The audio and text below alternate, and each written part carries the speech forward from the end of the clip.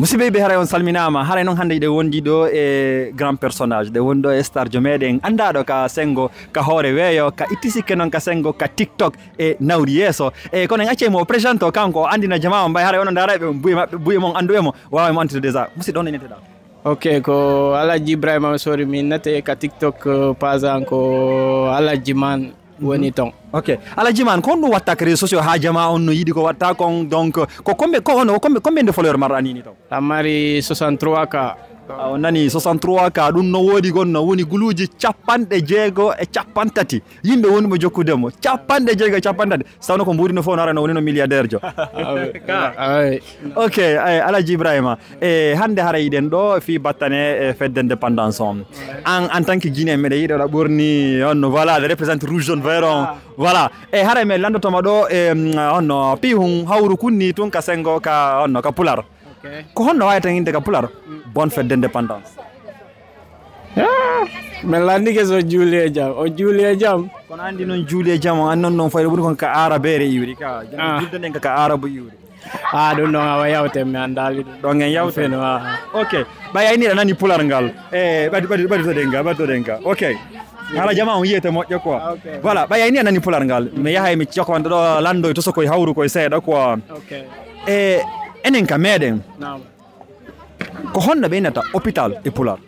ko labtane ko laboratoire pulɓe ɓe honno bonni no wawi ende ɗon joni honno ɓeyna ɗo ni mburu ɗen anndi mburu ko bireti wayde avion ɓe ara ɓe innama ɗo ara poulen ko airplane donc ɗon honno rouge ɗon a wi boɗewal ko ñawditor ko nanniɗa kono bon ɗon jaɓali ok kono ɗon en jaɓiray ɗon tum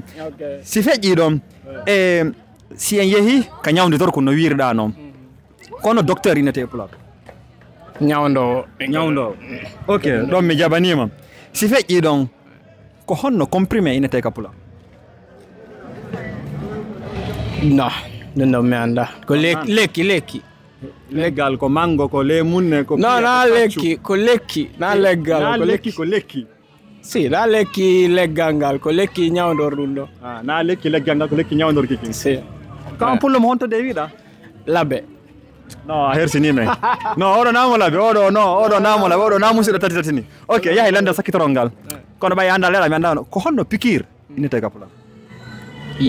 mo ta hersinan no moodi ta hersimɓe laɓe ɓe an kadi la ɗum ɗo mbaɗa firi ko piqure wal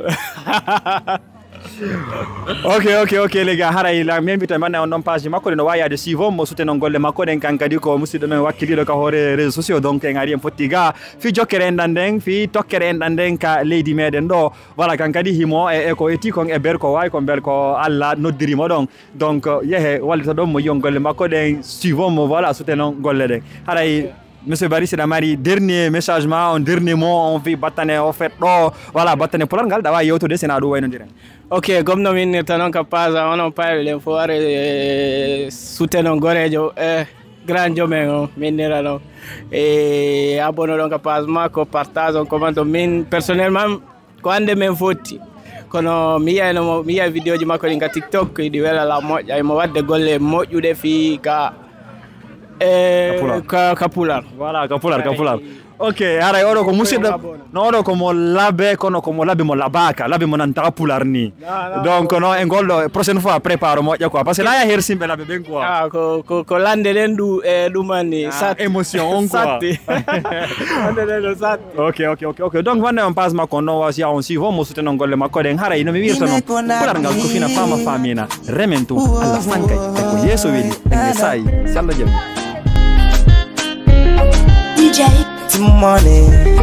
come still again.